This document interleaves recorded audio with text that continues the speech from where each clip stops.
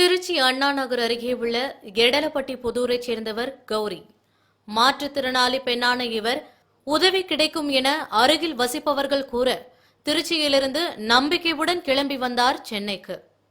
மாற்றுத்திறனாளி பயண அட்டையை பயன்படுத்தி சென்னை கோயம்பேடு பேருந்து நிலையத்தில் தங்கிவிட்டு பேருந்து மூலம் போயஸ் கார்டனில் உள்ள ரஜினிகாந்த் இல்லத்தின் முன்பு காலை 9 மணி முதல் காத்திருந்தார்.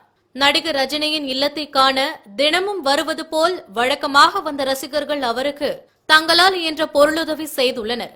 ஆனால் எப்படியும் ரஜினியை காணலாம், உதவி கிடைக்கும் என்ற எண்ணத்தில் கௌரி அயராமல் சாலை ஓரத்தில் அமர்ந்து உதவி கிடைக்குமா என்ற ஏக்கத்துடன் காத்திருந்தார்.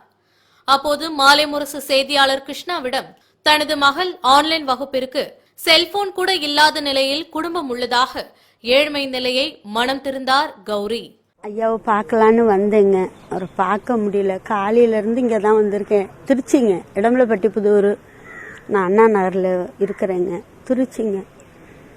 வந்தேன், ஐயா கிட்ட ஒரு உதவி கேட்போம், ஒரு வண்டி கேட்போம், ஒரு மோட்டர் வச்ச வண்டி ஒன்று கேட்போம். அந்த கால் முடியாதவன் நான். அதனால் அவரை பார்த்தா கொஞ்சம் மனசு சந்தோஷப்படுவேன். அவர்கிட்ட 2 வார்த்தை. அவங்க பெரிய பெரிய ஆளை பார்ப்பாங்க. ஐயாவை பார்க்கறதுக்காக நான் ஒரு ஏழை வந்திருக்கேன். என்னை கட்டாயம் அவர் பார்த்தே ஆகணுங்க.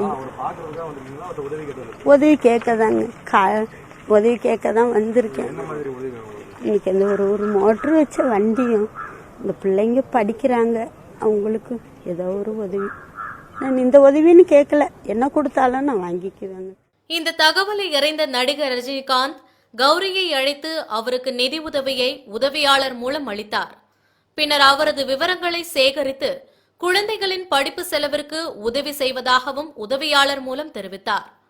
இதனை அறிந்த ரஜினி ரசிகர்களும் உடனடியாக தங்கள் கையில் இருந்த பணத்தை கொண்டு 3 சக்கர சைக்கிளை கௌரிக்கு வழங்கினர்.